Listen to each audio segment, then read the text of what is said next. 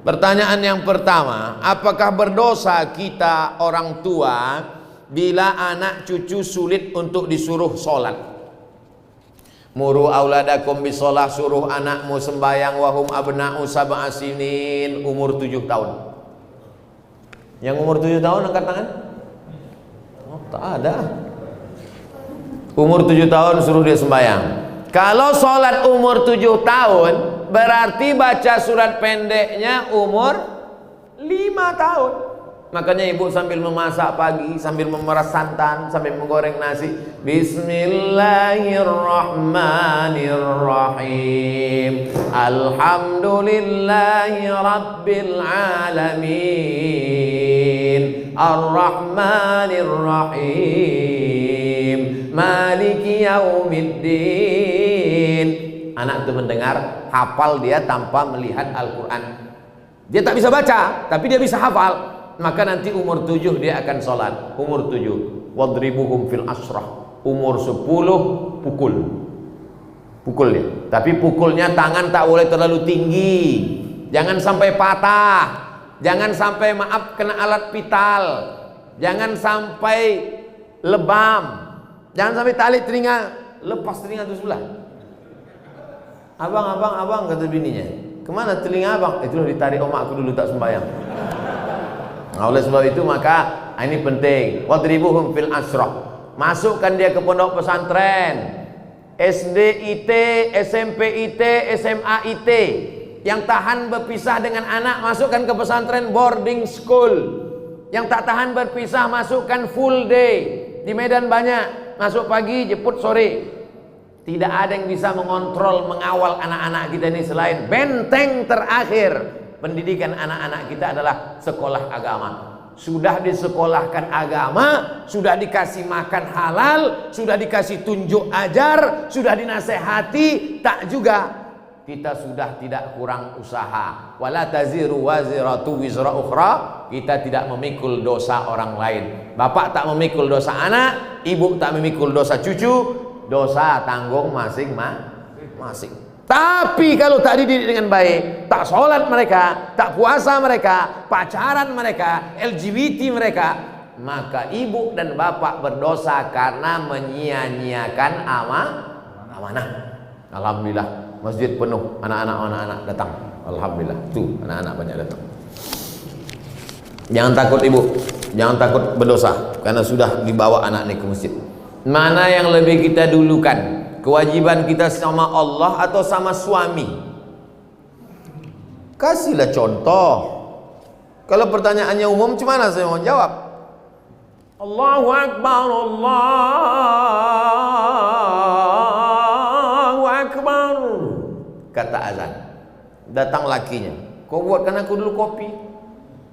Mana yang lebih didulukan? Ibu sholat atau membuatkan dia kopi? Ini tak akan terjadi. Kenapa? Karena bapak itu pasti ke masjid sebelum azan. Mana mungkin dia minum kopi orang azan? Tapi ibu dapat Fir'aun, inilah.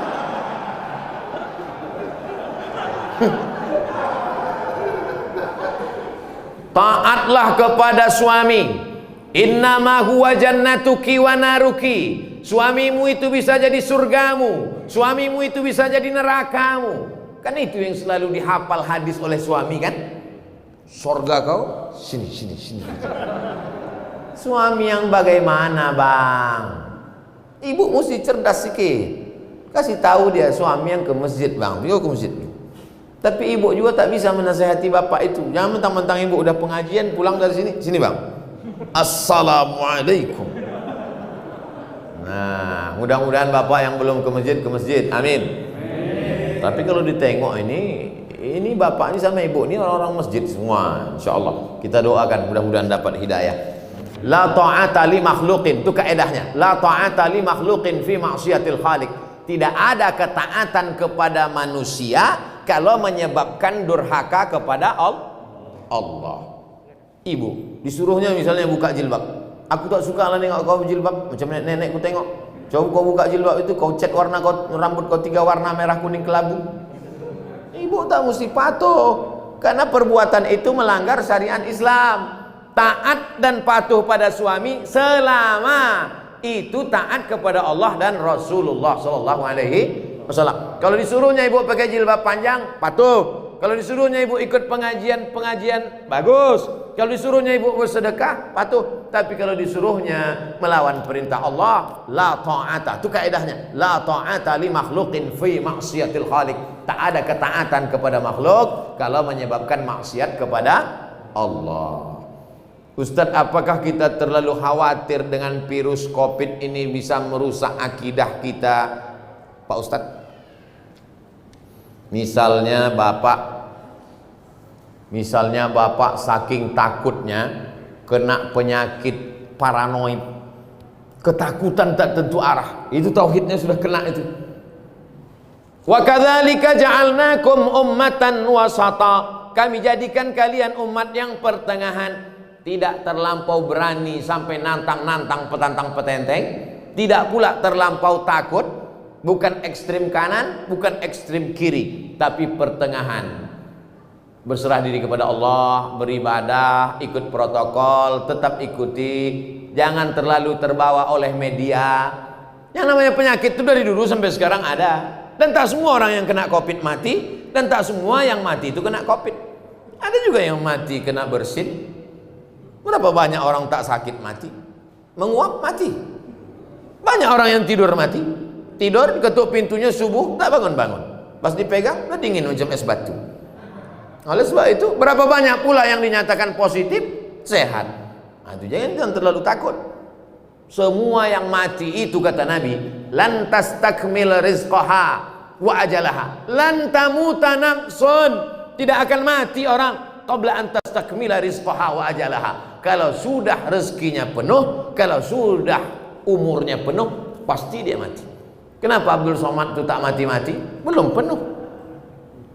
Mau dibunuh orang, mau diusir orang, disantet orang. Kalau memang belum penuh, tak mati. Tapi kalau sudah penuh, mati. Nah, ibu-ibu, bapak ini semua belum penuh lagi. Nanti kalau ada yang penuh, kemana sih anda kemarin? Udah penuh dah, mati lewat. Jadi jangan terlalu takut. Takut itu yang membuat kita akhirnya imun kita jadi turun. Kalau sudah imun kita turun, maka kekebalan tubuh kita hilang, penyakit pun datang. Saya tidak tablik akbar nih dari bulan Maret, April, Mei, Juni, Juli, Agustus. Pertama kali saya keluar sejak COVID, inilah ke Medan. Tapi tetap dengan protokol kesehatan.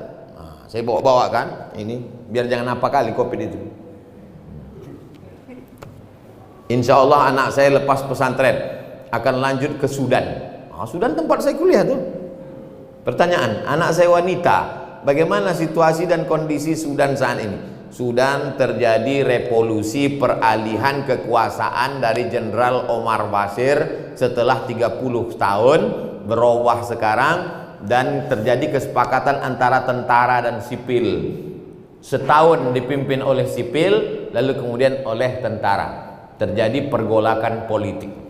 Tapi bagi mahasiswa tidak terlalu berefek. Saya di sana bulan 12, 2 kali.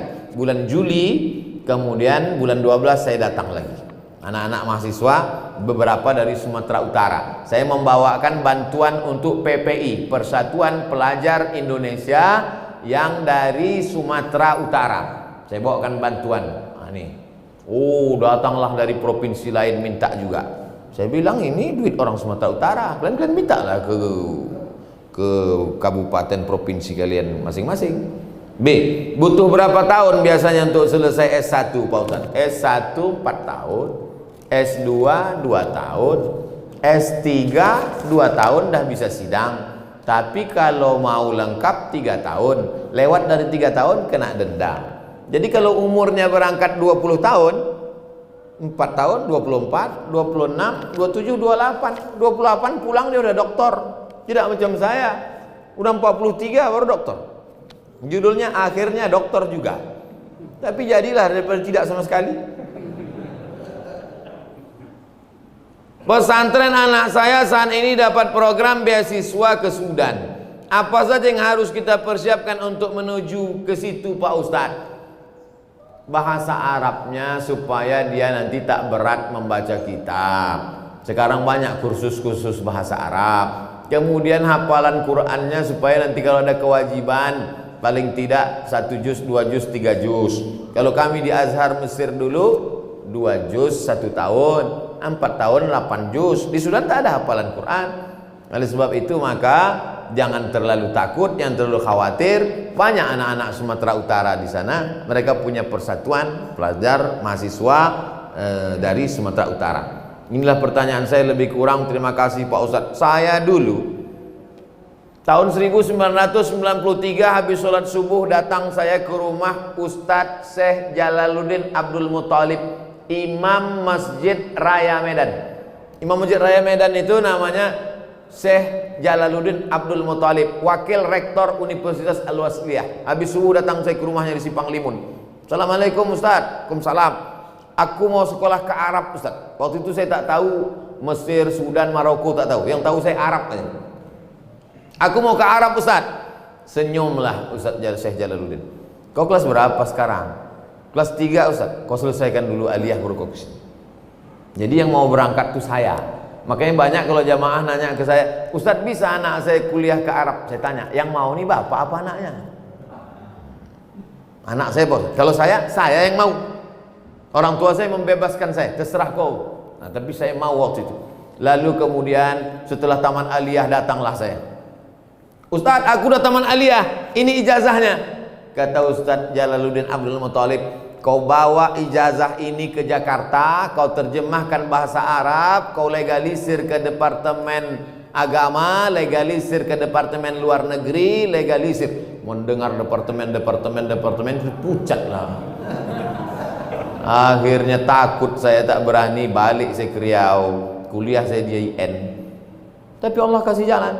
Datang pengumuman. Waktu itu belum ada lagi www.google.com. Informasinya masih pakai pos. Jam 12 siang pulang saya kuliah di IN.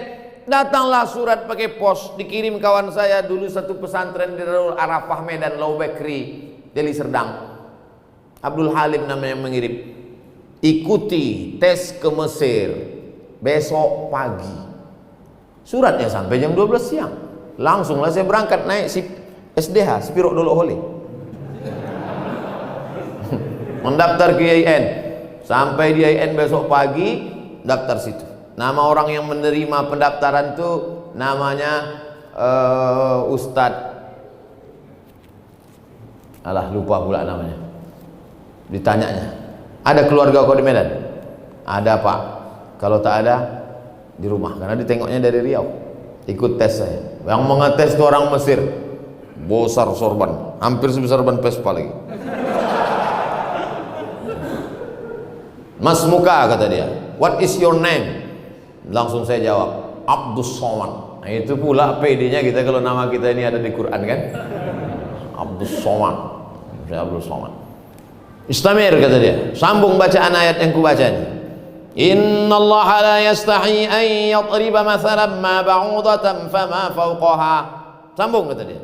Saya baca, a'udzubillahi minasyaitonir rajim. Bismillahirrahmanirrahim. Innallaha la yastahi an yadriba mathalan ma ba'udatan fama fawqaha. فأما الذين آمنوا فيعلمون أنه الحق من ربهم وأما الذين كفروا فيقولون ماذا أراد الله بهذا مثلا يضل به كثيرا ويهدي به كثيرا وما يضل به إلا الفاسقين. Kebetulan yang ditanya itu pas yang selalu saya bawa sholat. Macam tahu aja dia itu bekal kita. Akhirnya keluarlah pengumuman 100 anak Indonesia yang lulus beasiswa ke Mesir. Saya baca dari nomor 1 sampai 100, tak ada nama saya. Rupanya karena grogi tak nampak. Baca, ada di situ rupanya Abdul Somad. Berangkatlah dari Jakarta dulu pelatihan 2 bulan. Saya adik-beradik 2 orang. Anak pertama laki-laki, adik pun laki-laki.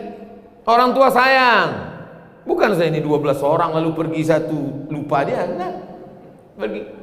Kata mak saya tak sampai hati dia melepas. Tapi ada bang mak saya, uak saya, kata dia, kalau ada yang melarang kau pergi, harimau mati meninggalkan belang, manusia mati meninggalkan nama. Kau nanti mau meninggalkan nama baik apa nama buruk? Kata dia. Bangkit semangat. Bangkit semangat, berangkat. Setelah 2 bulan naik pesawatlah dari Cengkareng. Mak, jangan buat kenduri sebelum aku pasti berangkat. Itu saya pesan dari awal. Karena takutnya potong kambing RT RW datang, tahu-tahu tak jadi, kan malu. Sebelum aku yakin berangkat, jangan buat kenduri. Begitu sudah di Cengkareng, udah mau berangkat, baru telepon. Aku sudah mau masuk pesawat nih. Kalau mau buat kenduri, kendurilah. Saya dari dulu memang begitu. Takut saya berspekulasi. Lalu kemudian berangkatlah kami naik Royal Jordan Airlines. Kenapa pesawat itu Ustaz naik? Itulah tiket paling murah. 5 September 1998 sampailah saya di Kairo, Mesir. Di sana itu ada 2, satu HMM, Himpunan Mahasiswa Medan, yang satu lagi KSMR, Kelompok Studi Mahasiswa Riau. Saya ikut Riau, dan orang tua saya di Riau. Oleh sebab itu lanjut, kemudian S2 ke Maroko, habis itu S3 ke Sudan, habis itu dapat visiting profesor dari Brunei Darussalam, habis itu Datuk Seri Ulama Setenggara, habis. Yang tinggal belum satu lagi, almarhum, tinggal itu lagi. Bapak Ibu yang dimuliakan Allah Subhanahu wa taala, hidup ini kita jalani saja, bangkitkan semangat, insyaallah menatap tatapan Bapak Ibu, adik-adik semua, insyaallah kita ini semangat semuanya insyaallah. Amin. Ya rabbal alamin. Ala hazihi niyah wa kulli niyatin shalihah. Alfa